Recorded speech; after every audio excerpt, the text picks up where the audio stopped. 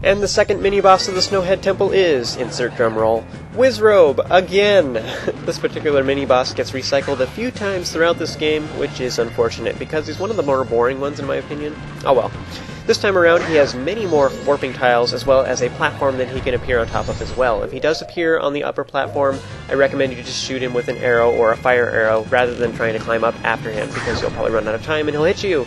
Other than that, he's basically the same. He actually does have a little more health, takes a few more hits, but you probably won't notice the difference. So just watch your mini-map and you'll find the real one that you should have no problems defeating him. So just watch your mini-map and he's easy.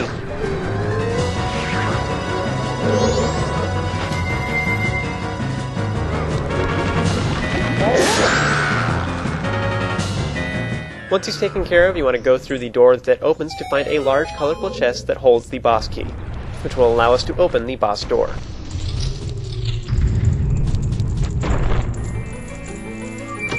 So we're pretty much done with the dungeon. We're really close. We have the boss key, so all that's left to do is to work our way towards the boss door, which is at the very top.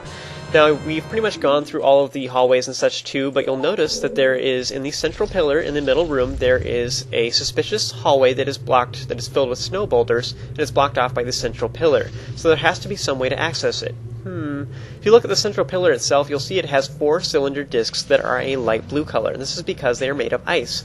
So if there was just some way we could get rid of them, ...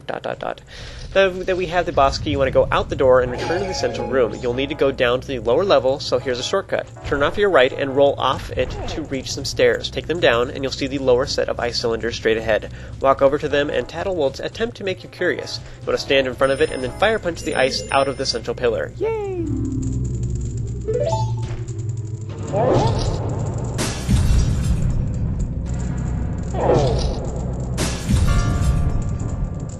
Once you've gotten rid of both of them, you want to go back up the stairs, and the upper set of ice cylinders will now be lower so that they're accessible. But in order to reach both of them, you're going to have to roll over to the west side, which is lower. Punch out both of these as well.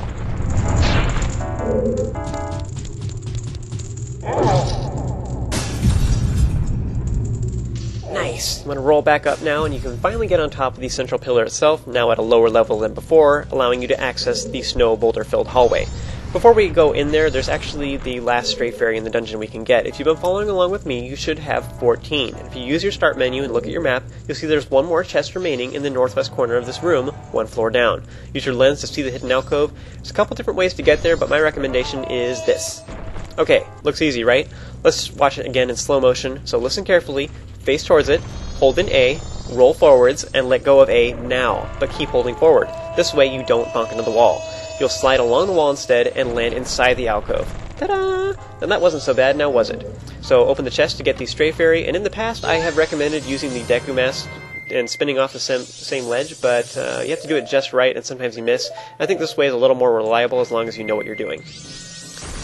After you've grabbed the 15th and final stray fairy of the dungeon, you want to use the Deku Flower to reach the nearby platform and go up the stairs to reach the pillar all over again. You want to use the Fire Punch or the Goron Roll to go through these snow boulders, and then this will take you to the top floor. Just roll across and smash the ice stalagmites for some final goodies, and when you're finally ready, go ahead and enter the door and join me for the next video, where I will show you how to defeat the boss of the Snowhead Temple.